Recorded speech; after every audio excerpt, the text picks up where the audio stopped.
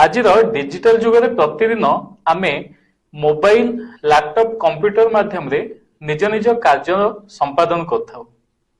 एमितिरे अनेक साधारण जनता दुर्भाग्यवशत डिजिटल ठकामीर मध्य शिकार होई सर्वस्व हरई थांती।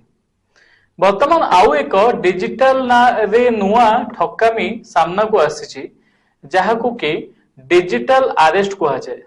तेबे एही डिजिटल अरेस्ट कौन आसंतु जानिबा एही अध्याय रे। नमस्कार, मु अनिंद्यराज खाडंगा आपन को स्वागत करूछि आज special report digital arrest scam को।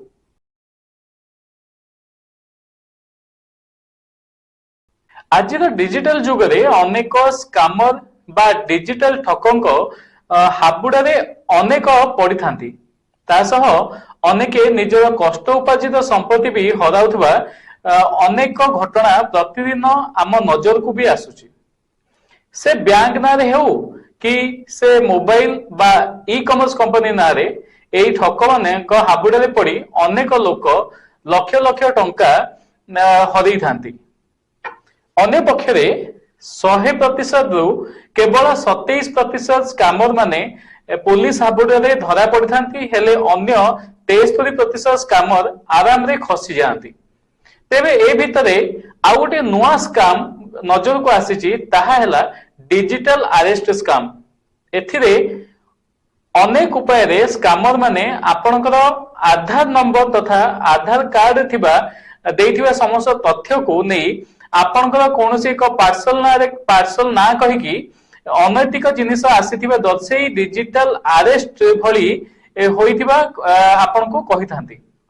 परवर्ती समय रे आपनक आधार लिंक थिबा बैंक अकाउंट को सीज करा जिवो बोली मध्य डरेई देई थांती।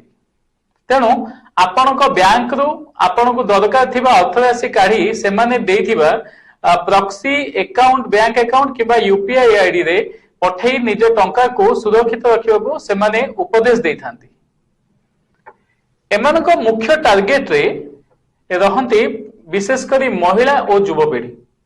तेबे भयभीत होई साधारण लोकटिए निज मूलधन को सेई दिया जाइथिबा ठक मानकर अकाउंट रे ट्रांसफर कर देले स्कैमर जनक होई जानती स्कैम रे सफल। तेबे एभली स्कैम रो निजको किभली भाबे दूरेई रखि परिबे आज आमे आपनकु सेई विषय जणैछु। प्रथमतः डिजिटल अरेस्ट आम देश रे आईन रे ए पर्यंत लागू होई नाही। तेनु जदि आपनक पाखकु डिजिटल अरेस्ट ना रे केही भयभीत करंती ताले भयभीत होंतु नाही। जदि आपनको एभली कोनोसी कॉल आसे किबा वीडियो कॉल आसे तेबे यथा संभव निज निकटस्थ पुलिस थाना को जाई ए विषय रे अभियोग को दाखल करंतु। यह छड़ा गवर्नमेंट तरफ टोल फ्री नंबर 1930 रे कॉल करी निज अभियोग को मध्य दाखल करि परिबे। हड़बड़े जाई निजर तथ्य बैंक ट्रांसफर भली कार्य केबे भी करंतुनी, नचेत आपनकर झाड़बुआ धन चली जिबार मध्य भय रहिछि। तेनु सतर्क रही एभली डिजिटल अरेस्ट स्कैम रु निजको तथा निज आत्मीय माननकु दूरेई रखंतु। तेबे आज पई एतिकी।